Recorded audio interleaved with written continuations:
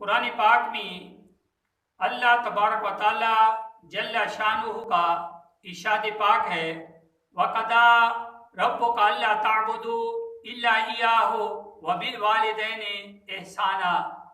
اور تمہارے رب نے حکم فرمایا ہے کہ اس کے سوا کسی کو نہ پوجو اور ماں باپ کے ساتھ اچھا سلوک کرو،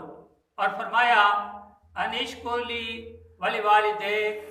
میرا شکر ادا کرو اور والدین کا۔ اس سے معلوم ہوا کہ انسان پر سب سے زیادہ احسان اللہ تبارک و تعالیٰ اور اس کے محبوب پاک صلی اللہ تعالیٰ علیہ وسلم کا ہے، اور اس کے بعد باقی تمام مخلوق سے زیادہ احسان والدین کا ہے۔ اس لیے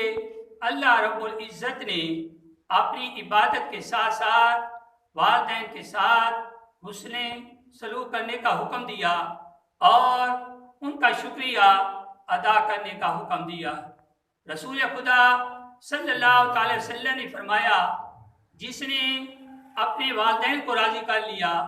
اس نے اپنے خالق کو راضی کر لیا۔ فرمایا کہ جس نے اپنے والدین کو ناراض کیا اس نے اپنے خالق کو ناراض کیا۔ اولاد پر والدین کا یہ حق ہے کہ جب انہیں کھانے کی ضرورت ہو تو ان کے لیے کھانے کا انتظام کریں، جب ان کو کپڑوں کی ضرورت ہو تو انہیں کپڑے بنوا کر دیں، جب خدمت کی ضرورت ہو تو ان کی خدمت کریں، جب وہ بلائیں تو فوراً حاضر ہوں، جب کسی کام کا حکم دیں تو فوراً وہ کام کریں، ہاں گناہ کا کام نہ کریں۔ جب کہ